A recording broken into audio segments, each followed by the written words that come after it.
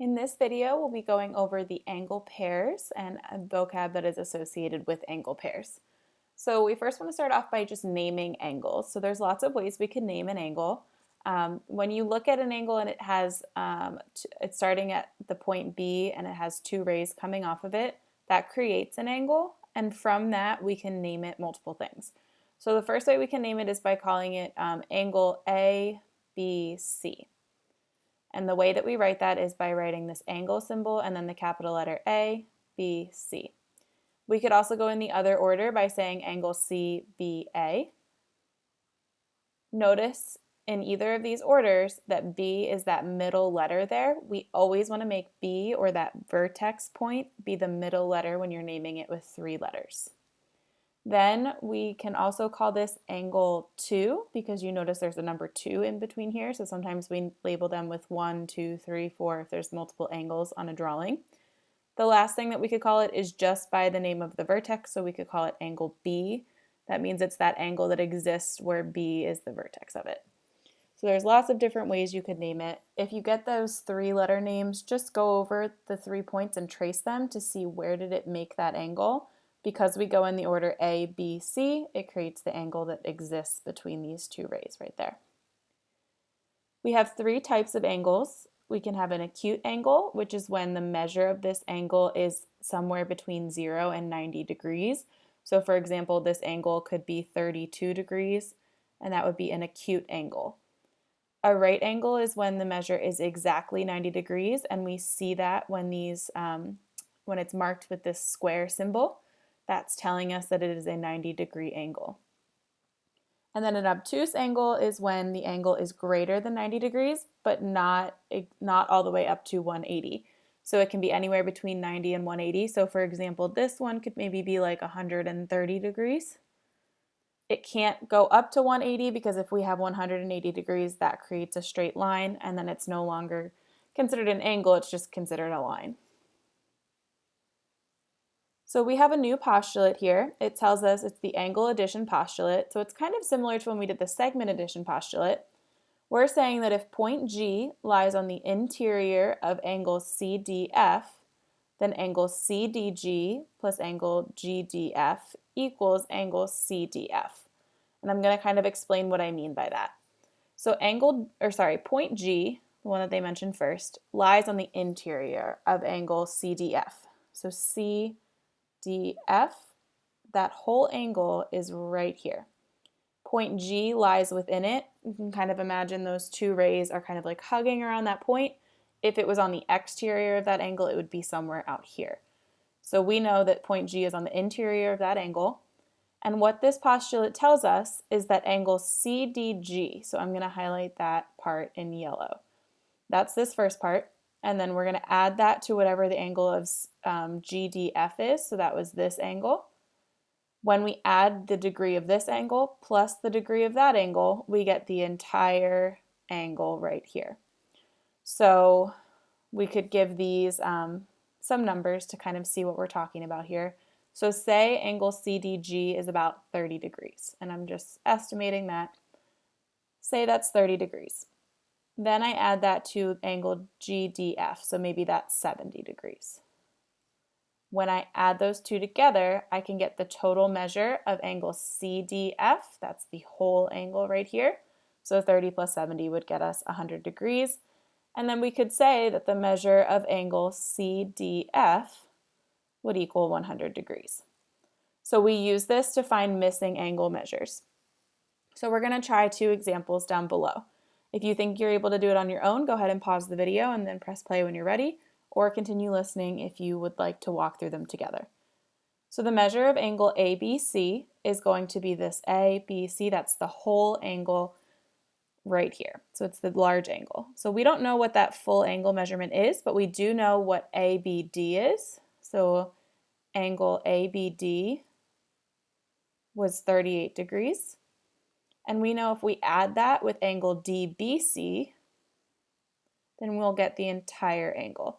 So the measure of angle DBC was 32 degrees. So when we add these two together, we get a total of 70 degrees. So that tells us that the measure of angle ABC equals 70 degrees.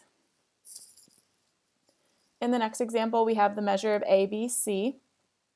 They tell us that the entire measure of ABC, so that's this whole length here, I know that by going A to B to C, is 50 degrees. So the entire thing is 50, and then we're given these two smaller angles within it. So we know that ABD is 3x plus 5, and we know that DBC is 2x. So we can say that because angle ABD plus angle DBC will equal the entire measure of angle ABC, we can go ahead and sub in what we know. So angle ABD is right here. That measurement that they give us is 3x plus 5. Then I can say DBC, the measurement that they give us for that is 2x. So I'm going to add 2x to it. That all needs to equal the total measurement of angle ABC, which was given to us in the problem. So I set it all equal to 50. Now I have an equation that I can solve to figure out what that missing amount is. So I'm going to combine like terms and I get 5x plus 5 equals 50. We can subtract 5 from both sides to get 5x equals 45. And we divide by 5 on both sides so that x equals 9. Now the question asked us for the measure of DBC, so that angle DBC. So we know that DBC was given to us, it was labeled as 2x degrees. Well, now that we know x is 9, we can plug that in and evaluate when x is 9, so 2 times 9, and that tells us that the measure of angle DBC will equal 18 degrees. Now you could even take it one step further and check to make sure this amount was 3x plus 5. So if 3x plus 5, we could plug in the 9. That's 27 plus 5.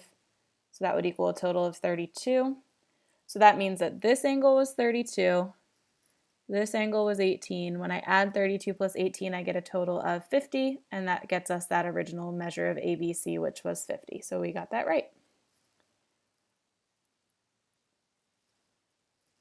The next new term that we have is for angle bisector. So think of the word bisector. When you think of like an intersection, so that sect part, it's cutting it or they're crossing at a certain point. When we think of the prefix bi, we think of like a bicycle where it has two wheels and they're the same exact size. So a bisector cuts an angle in half. That's what it's going to do. So we say an angle bisector is a ray that divides an angle into two adjacent angles that are congruent. So basically it's taking this whole angle, CDF, and it's cutting it in half. So this part of the angle is congruent to this angle. So they're going to have the same exact measurement. So if ray DG is an angle bisector to angle CDF, then we know that angle CDG, so this one, is congruent to angle FDG. When they are congruent, that means they will have the same measure. So the actual numbers of their angles, the measurements of their angles will be equal. So the measure of angle CDG will equal the measure of angle FDG. We also know that the measure of angle CDG will be half of the measure of the entire angle CDF. So if you knew this entire angle was like 130 degrees, then CDG would be half of 130. So we would just have to divide it by 2 and we would know it was 65. We would also know that this was 65 because it's half of 130 as well. So a bisector cuts the larger angle in half. So knowing that, we're going to try two problems. If you think you can do it on your own, press pause and then check your work, or continue listening if you want some help with these. In the diagram, we're told that the ray WZ is bisecting angle XWY. When they bisect, that means that it creates two congruent angles. So this angle should be congruent to this angle, which also tells us that these two angle measures should be equal. If those two angle measures should be equal, then we know that this angle should be 52 degrees. If that's the case, to find the measure of XWY, that's the entire angle here, we have to use our angle addition postulate and say that XWZ, that angle, plus the angle ZWY will equal the entire angle of XWY that we want. So we're going to plug those in, and we'll know that the measure of xwy will equal the measure of 52 plus 52. So it has a total angle measure of 104 degrees. In the next example, we're given some variables. We're also told that the ray BD right here is bisecting the angle ABC. So that's telling us that this part is congruent to this part. So because we know that those two angles are congruent, then their angle measures will be equal. So we can set angle ABD, which is 4x minus 2, equal to the other angle DBC, which is 3x plus 18. We can do this because we know they're the same measurement because BD was bisecting. We can then go ahead and combine like terms, so I'm going to subtract 3x from both sides to get x minus 2 equals 18. When I add 2 on both sides, I get a total of x equals 20. The question says find the measure of angle ABC. So to find that measure, I would need to first figure out what are these two angles. So I'm going to evaluate for when x is 20. So 4 times 20 is 80, and 80 minus 2 is 78. So this angle is 78 degrees. I'm going to do the same thing over here. So 3 times 20 is 60, plus 18 gets us 78. Now that's a good sign. We wanted to get the same thing because we knew these were bisecting and they are supposed to be the same measures. To find the entire measure of angle ABC, we need to add these two angles together. So I'm going to say 78 plus 78, and that's going to get us a total of 156 degrees.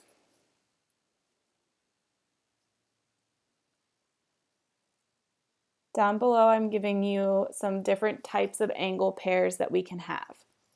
So a complementary angle pair are two angles whose sum, remember sum means you add them, is 90.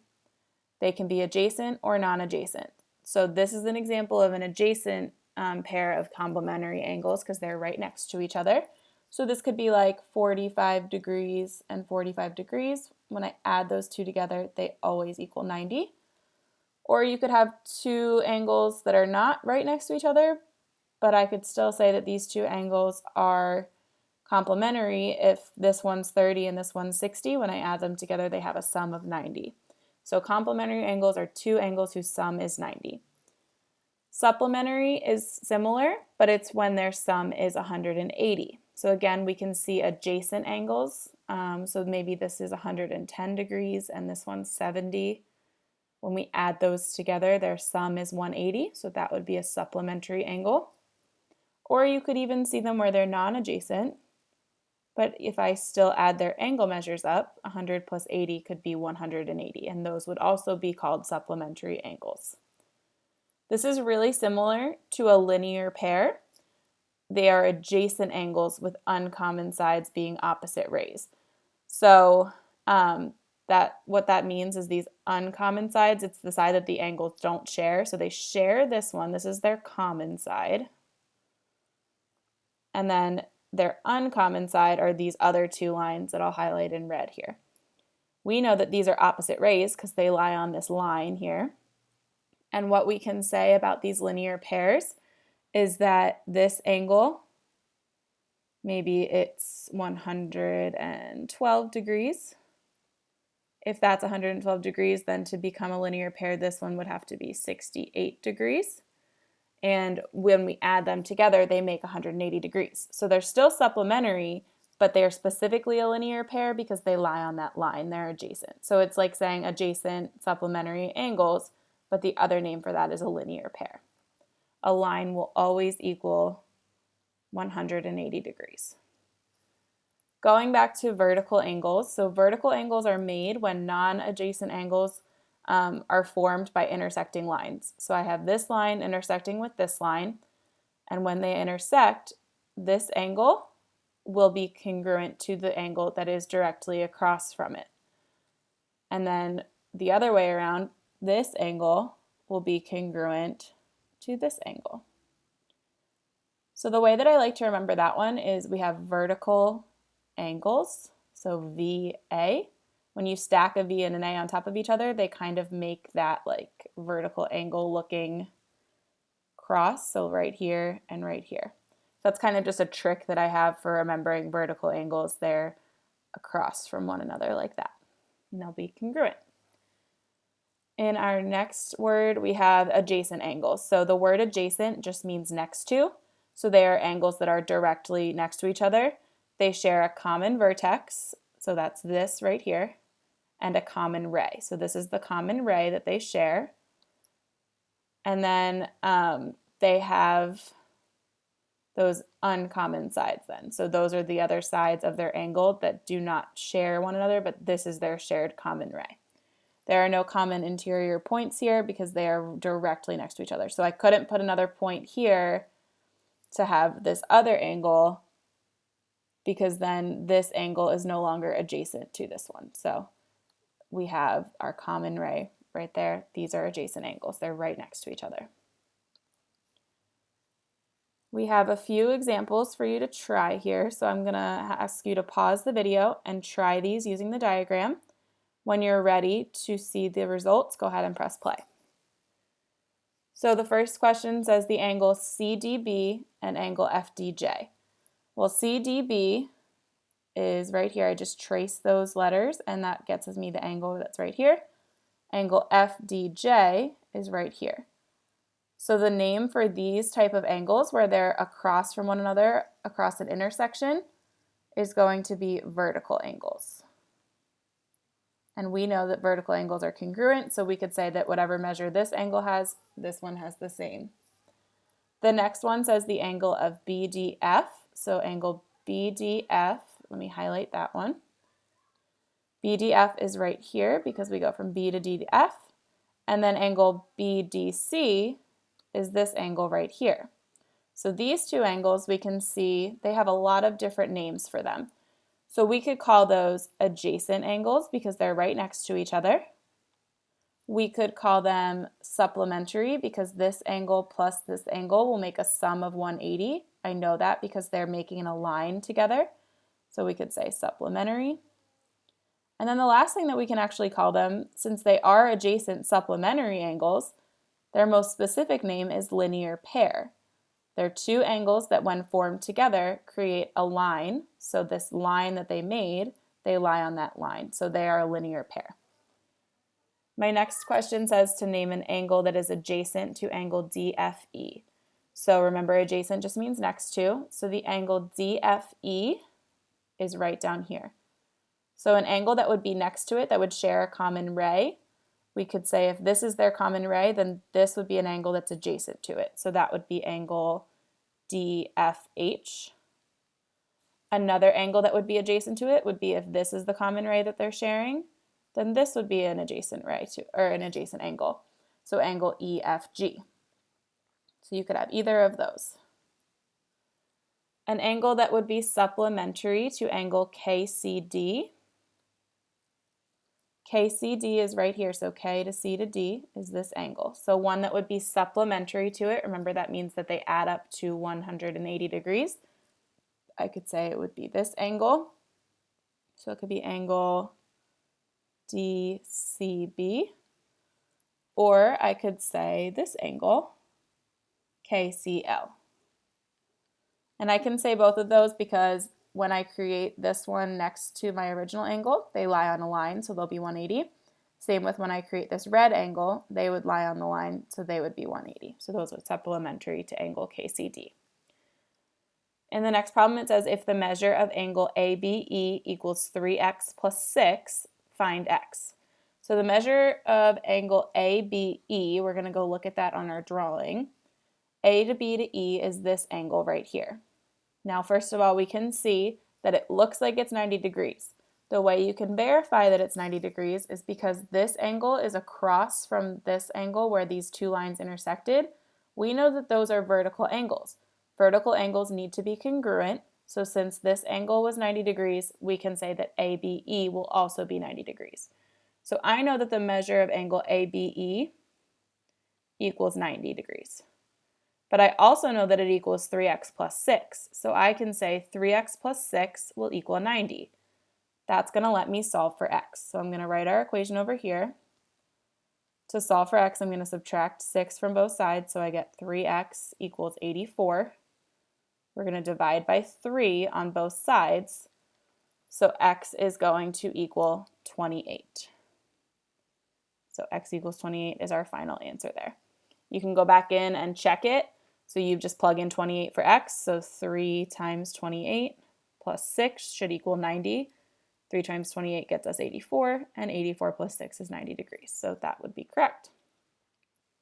We have one final question here, and it says, if the measure of angle KCL equals 5x plus 10, and the measure of angle LCB equals 4x minus 10, find x. So let's look at that on our diagram. We can see that angle KCL is right here. That's this angle up top. Then we're also being told that the measure of angle LCB, which is LCB right here, that angle is 4x plus 10. So we can see that these two angles are a linear pair. That means that when we add their measures together, we should get a total of 180. So what I can say is the measure of KCL plus the measure of angle LCB will equal a total of 180 because we just identified those as supplementary or linear pair. I'm going to plug in what I know, so I know that measure of KCL is 5x plus 10. I know that the measure of angle LCB is 4x minus 10. And I know that together they should equal 180. When I combine like terms, I get 5x plus 4x, which is 9x. And I have positive 10 and negative 10, so my constants actually go away. So I get 9x equals 180. To get x by itself, we're going to divide by 9, so x will equal 20. So that means that x equals 20, and we could go back and double check that that makes sense. If I plug that in for KCL, then I would have 5 times 20 plus 10, which is 110. And if I plug it in for the measure of angle LCB, I would get 4 times 20 minus 10, which is 70. And when I add those two together, 110 plus 70 does get me that total of 180 that we were looking for because this was a linear pair. So our answer for x equals 20 is correct. Thanks so much for watching.